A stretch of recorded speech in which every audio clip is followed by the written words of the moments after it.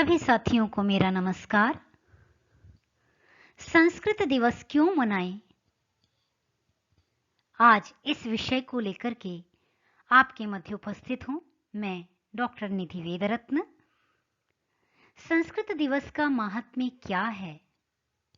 वस्तुतः हम इस दिवस के विषय में बहुत सारी बातें जानते ही नहीं हैं अथवा बहुत कम जानते हैं। तो आइए इस दिवस के महात्म्य को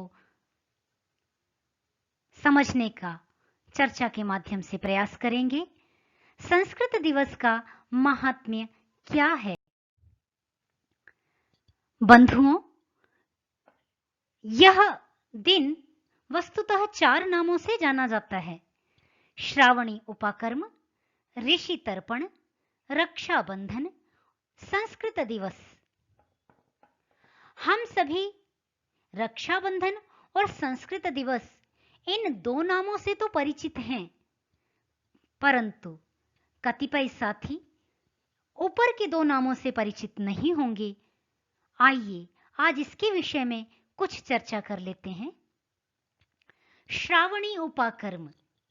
श्रावणी, यह श्रावण मास की पूर्णिमा के दिन मनाया जाता है। इस कारण से इसे श्रावणी उपाकर्म कहते हैं। उपाकर्म से तात्पर्य, बंधुओं, उपाकर्म और उत्सर्जन वह विधि है जिस दिन वेद के मंत्रों का पारायण प्रारंभ किया जाता था। ऋषि मुनि, चूंकि यह वर्षा का काल होता था, तो ऋषि मुनि अरण्य से गांवों की तरफ प्रवास कर जाते थे। जो कृषक वर्ग है, जो किसान हैं, वह बीज बोने के पश्चात इस समय निश्चिंत हो जाया करता था और वृष्टि देवता का इंतजार किया करता था कि वृष्टि देवता आएं और हमारे खेतों को तृप्त करें। क्षत्रिय भी युद्ध से इस समय विरत होता था, क्योंकि यह समय जो है वृष्टि का समय होता है, बारिश का समय होता है। तो इस समय क्षत्रिय भी अपने कर्म से विरत हो जाया करता था। ब्राह्मण इस दिन को, चूंकि सभी यहां पर वेद के जो ऋषि मुनि स्वाध्यायी अरण्यवासी जो विद्वान हैं, ऋषि मुनि हैं, वे सभी गांव के समीप आ जाया करते थे प्रवचन के लिए। तो आज से वेद का पारायण प्रारंभ होता था, वेद का स्वाध्याय प्रारंभ किया जाता था। और यह वेद का प्रारंभ करना, स्वाध्याय प्रारंभ करना, इसे उपाकर्म कहा जाता था। उपाकर्म अर्थात आरंभ करना। और इसी के साथ एक शब्द जुड़ा है, उत्सर्जन। चातुर्मास्य के पश्चात, चातुर्मास्य या साढ़े चातुर्मास्य, 4 महीने अथवा लगभग 4.5 महीने के पश्चात इस वेदारंभ कर्म का उत्सर्जन किया जाता था। इन वेद पारायण का, वेद स्वाध्याय जो प्रारंभ किए जाते थे, उनका उत्सर्जन कुछ लोग पौष पूर्णिमा के दिन और कुछ लोग उसके 15 दिन बाद जाकर के माघ शुक्ला प्रतिपदा को किया करते थे। तो यह श्रावणी उपाकर्म पर्व का अत्यंत महत्व है। ऋषि तर्पण, ऋषियों को तृप्त करने वाला पर्व इसका नाम है। ऋषियों को तृप्त कैसे किया जाए, तो इसके विषय में भी चर्चा में आगे करूंगी। अभी केवल आप नाम से अवगत हो लें कि श्रावणी उपाकर्म, ऋषि तर्पण, रक्षाबंधन, संस्कृत दिवस, ये नाम श्रावणी पूर्णिमा वाले दिन के, रक्षाबंधन जिस दिन को हम कहते हैं, इसके इतने सारे नाम हैं और इतने ही महत्वपूर्ण इस दिन के कार्य हैं। श्रावणी उपाकर्म के लिए गृह सूत्रों में बहुत व्यापक वर्णन है। उपाकर्म विधि के संदर्भ में ये श्लोक प्राप्त होते हैं। मनुस्मृति के ये श्लोक हैं। श्रावण्यां प्रौष्ठपद्यां वाप्युपाकृत्य यथा विधि युक्त छंदांस्य धीयेत मासान् विप्रोर्ध पंचमान। इसी प्रकार पुष्ये तु छंदसां कुर्यात् बहिरुत्सर्जनं द्विजः माघ शुक्लस्य वा प्राप्ते पूर्वाह्ने प्रथमे अह्नि। क्या बताया कि श्रावण मास की अथवा प्रौष्ठपद्याम अथवा भाद्रपद पूर्णिमा को उपाकर्म करके यथा विधि उपाकृत्य, विधि पूर्वक उपाकर्म को प्रारंभ करके, वेदों का अध्ययन प्रारंभ करके, युक्तः छंदांस्य धीरीत 4 महीने तक निरंतर ध्यान पूर्वक वेदों का अध्ययन करे। विप्रोर्ध पंचमान, कुछ मानते हैं कि 4.5 मास पर्यंत अध्ययन करे। पुष्ये तु छंदसां कुर्यात् बहिरुत्सर्जनम द्विजः, पुष्य नक्षत्र की प्राप्ति में अर्थात पौष माह में पौष मास की जो पूर्णिमा होती है, उस पूर्णिमा के दिन छंदसां बहिरुत्सर्जनम कुर्यात् द्विजः, द्विज जो ब्राह्मण है, द्विजन्मा है अर्थात ब्राह्मण क्षत्रिय वैश्य हैं, वे सभी गांव से बाहर जाकर के उत्सर्जन करें अर्थात बहुत बड़ा यज्ञ कुंड सजा करके, यज्ञ वेदी सजा करके उसमें इस वेद पारायण का समापन सत्र करें। माघ शुक्लस्य वा प्राप्ते पूर्वाह्ने प्रथमे अह्नि। क्या कहा? या तो पुष्य नक्षत्र में अर्थात पुष्य पूर्णिमा से जब युक्त हो तब उत्सर्जन करे, अथवा माघ शुक्ल के पूर्वाह्न में, शुक्ल पक्ष है, माघ मास की शुक्ल पक्ष की प्रतिपदा के दिन अर्थात 15 दिन बीत जाने के बाद, कृष्ण पक्ष बीत जाने के बाद जब माघ मास की शुक्ल पक्ष में प्रवेश करे तो इन वेदाध्ययन के कर्म का उत्सर्जन करे। तो इस प्रकार अत्यंत सुंदर वर्णन इन श्लोकों में श्रावणी उपाकर्म और उत्सर्जन की विधि का वर्णित किया गया है। साथियों, प्रत्येक व्यक्ति का यह कर्तव्य है। व्यक्ति कहे जाने से तात्पर्य है जो भी बुद्धिजीवी व्यक्ति है, विचारशील विवेकशील व्यक्ति है, उसका यह परम कर्तव्य है कि वह स्वाध्याय से कभी विरत न होवे। स्वाध्याय जीवन का अभिन्न अंग है। जिस प्रकार भोजन, आच्छादन, जलपान यह हमारे जीवन के अनिवार्य अंग हैं, उसी प्रकार वेदाध्ययन प्रत्येक व्यक्ति के जीवन का परम कर्तव्य है। 4.5 मास की परिकल्पना को भी मैं स्पष्ट कर देना चाहती हूं। 4.5 मास किस प्रकार संपन्न होते हैं, इसको भी एक बार इस चित्र के माध्यम से समझने का प्रयास करेंगे। पहला, श्रावणी पूर्णिमा। यदि श्रावणी पूर्णिमा के में उपाकर्म किया गया तो श्रावणी पूर्णिमा मास तो समाप्त हो गया। इसलिए भाद्रपद, आश्विन, कार्तिक, मार्गशीर्ष और पौष के 15 दिन लगा करके 4.5 मास हो जाएंगे। जबकि पिछले श्लोक में ही एक बात कही गई थी कि श्रावण्यां प्रौष्ठपद्यां वा, जो श्रावणी में उपाकर्म न कर सके किन्हीं कारणों से, तो वे भाद्रपद में उपाकर्म करेंगे, और जो भाद्रपद में उपाकर्म करेंगे तो उनके भाद्रपद, आश्विन, कार्तिक, मार्गशीर्ष, पौष, भाद्रपदी पूर्णिमा से लेंगे तो भाद्रपद समाप्त हो जाएगा। तो इस प्रकार शुरुआत होगी आश्विन, कार्तिक, मार्गशीर्ष, पौष, और आधा मास प्रथम पक्ष माघ का ले लेंगे तो इस प्रकार यह सर्कल बनेगा। ये 4 मास लेकर के 4.5 मास बन जाएंगे, अथवा श्रावणी से लेते हैं तो ये 4 मास बनेंगे, यहां से लेकर के श्रावण, भाद्रपद, आश्विन, कार्तिक, मार्गशीर्ष और पौष मास के 15 दिन। साथियों, यहां पर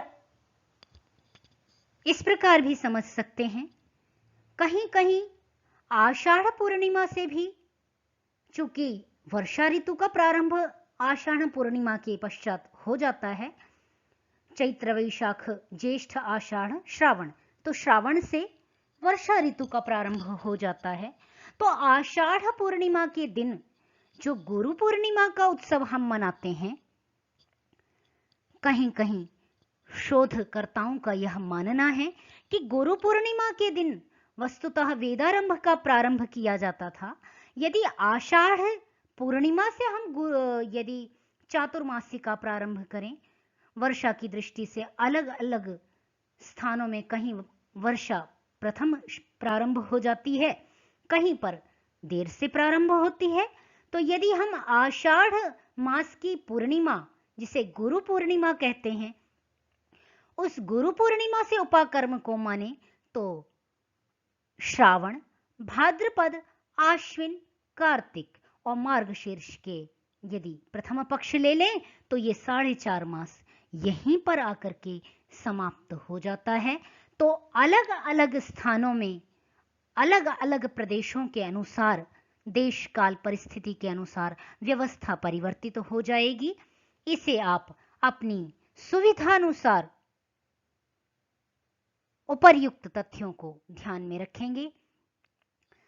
इन वेदों का स्वाध्याय ही महत्वपूर्ण है। वह तो स्वाध्याय तो निरंतर चलते रहना चाहिए, परंतु इन मासों में जब ऋषि मुनियों का सानिध्य, सभी वर्णों का सानिध्य, क्षत्रिय, वैश्य, ब्राह्मण सभी विरत हैं अपने अपने कार्यों से, तो सभी वेदाध्ययन के लिए विशेष रूप से प्रवृत्त हो रहे हैं। इस कारण से इन चातुर्मासी की विशेष व्यवस्था का विधान है। अन्यथा स्वाध्याय तो आजीवन और प्रतिदिन, प्रतिवर्ष, दिन, मास, वर्ष, कभी भी इससे विरक्ति नहीं होनी चाहिए। सर्वदा स्वाध्याय में संलग्न रहना चाहिए। यह विशेष व्यवस्था चातुर्मासी के संदर्भ में थी। ऋषि तर्पण। बंधुओं, ऋषियों का तर्पण किस कार्य से कर सकते हैं, आइए देखते हैं। ऋषीणाम तर्पणम इति ऋषि तर्पणम। ऋषियों का तर्पण ऋषि तर्पण कहलाता है। तो ऋषियों को तृप्त, क्या अंजलि में जल देकर के हम ऋषियों को तृप्त कर सकते हैं? मैं मानती हूं आपका प्रश्न भी यहां पर नहीं होगा कि ऋषि केवल अंजलि भर करके जल दान कर देने से तृप्त नहीं हो जाते। तो बंधुओं, ऋषि किससे तृप्त होंगे? तो मनुस्मृति में मनु महाराज कहते हैं, स्वाध्याये नार्चये तर्षीन् होमैर्देवान् यथा विधि पितॄन् श्राद्धैश्च नृनन्नः भूतानि बलिकर्मणा। ऋषियों को तृप्त करना है तो स्वाध्याय करना आवश्यक है। स्वाध्यायेन अर्चयेत ऋषीन्। ऋषियों की पूजा, ऋषियों का तर्पण स्वाध्याय के द्वारा करो। ऋषियों ने जो ग्रंथ लिखे हैं, इतने गूढ़ रहस्य, ध्यानावस्था में जाकर के, ध्यानावस्था में बैठ करके उन्होंने जिन ग्रंथों का प्रणयन किया है, वे अत्यंत दूरदर्शी, अनुभवी ग्रंथ हैं। उनका अध्ययन, उनका विद्यापान अमृतपान के समान है। एक बार इन ग्रंथों का स्वाध्याय अनिवार्य रूप से करना हमारे जीवन का अंग बन जाता है। इस संबंध में मुझे एक सूक्ति याद आती है। हमारी आचार्य जी जब पढ़ाती थी तो एक बार उन्होंने उपदेश देते हुए बताया कि ऐसा ब्राह्मण ग्रंथों में उल्लेख है कि सुखे शये शयानः, सुख के यदि व्यक्ति बहुत ज्यादा बीमार है, ग्रस्त है बीमारी से, या असहाय अवस्था में है, फिर भी वो अपने स्वाध्याय का अनध्याय न करता हुआ अपने सुख के बिस्तर पे लेटे हुए भी यदि वह स्वाध्याय करता है तो वह स्वर्ग लोक को, दिव्य लोक को, देवलोक को प्राप्त होता है। तो बंधुओं, स्वाध्यायान मा प्रमदः, ऐसा करके उपनिषदों में भी उपदेश दिया गया है। तैत्तिरीय उपनिषद की शिक्षावल्ली कहती है, स्वाध्याय प्रवचनाभ्याम न प्रमदितव्यम। स्वाध्याय करना और प्रवचन करना, इन दो कार्यों में कभी प्रमाद नहीं करना चाहिए। तो ऋषि तर्पण का तात्पर्य है ऋषियों को तृप्त करना है। तो वेद और वेद सम्मत जितने भी ग्रंथ हैं, ऋषि प्रणीत जितने भी ग्रंथ हैं, उनके अध्ययन, स्वाध्याय, मनन, निदिध्यासन से कभी भी पीछे नहीं हटना चाहिए। ये पर्व हमें स्मरण दिलाते हैं कि ऋषियों मुनियों की जो दिव्य वाणी है, गूढ़तम वाणी है, उसका अध्ययन प्रारंभ कर दें। और नहीं किया है तो इस पर्व के दिन, आज से रक्षाबंधन के दिन, श्रावणी पर्व के दिन, ऋषि तर्पण के दिन इस विद्या का स्वाध्याय प्रारंभ कर दें। जीवन में आज तक स्वाध्याय नहीं किया तो आज से प्रारंभ कर दें। यह विद्या हम सबके लिए उपादेय है। साथियों, रक्षाबंधन से आप सभी परिचित हैं।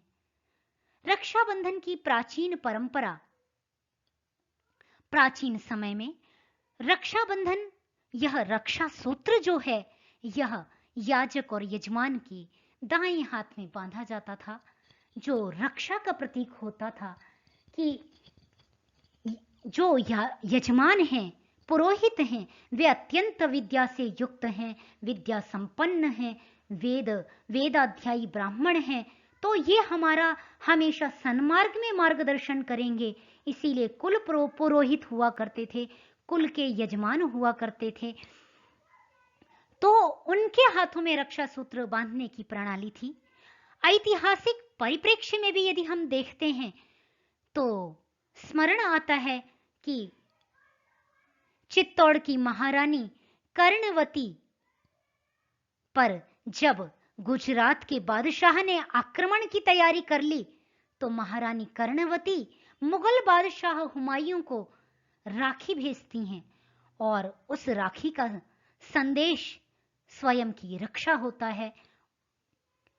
और इस संदेश को पाकर के मुगल बादशाह महारानी कर्णवती की रक्षा के लिए आता है और उसकी रक्षा के लिए सन्नद्ध होता है और उनकी रक्षा भी करता है। वर्तमान समय में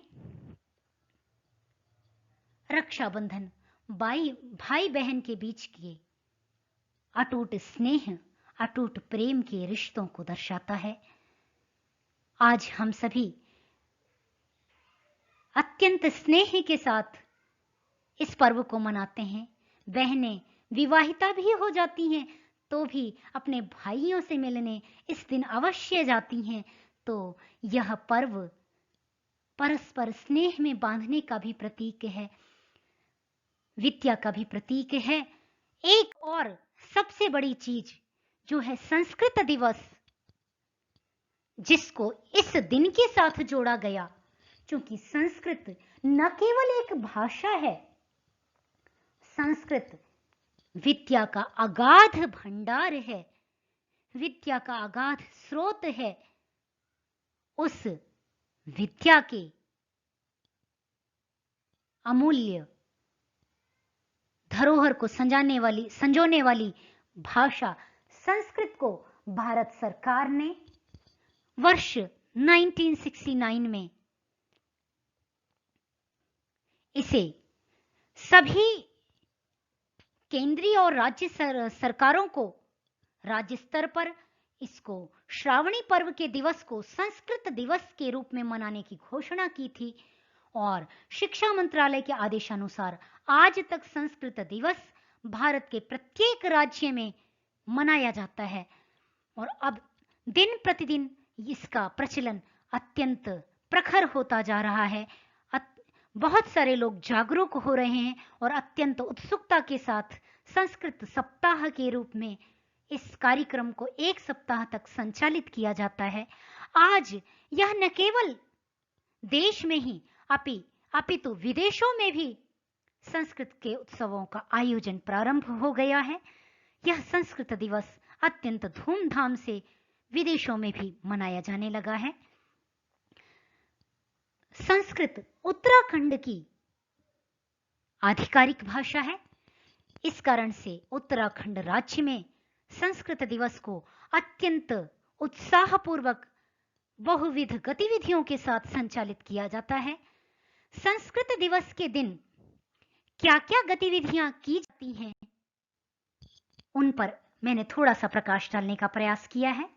इस दिन पर या इस सप्ताह में आयोजित होने वाली जो विविध गतिविधियां हैं, उनमें संस्कृत प्रतियोगिताएं, भिन्न भिन्न संस्कृत प्रतियोगिताएं आयोजित की जाती हैं, श्लोक गायन प्रतियोगिताएं संपन्न की जाती हैं, संभाषण प्रतियोगिता, कवि सम्मेलन, संगोष्ठी आदि का आयोजन विविध संस्थाओं में, विश्वविद्यालयों में, महाविद्यालयों में, विद्यालयों में आयोजित होते रहते हैं।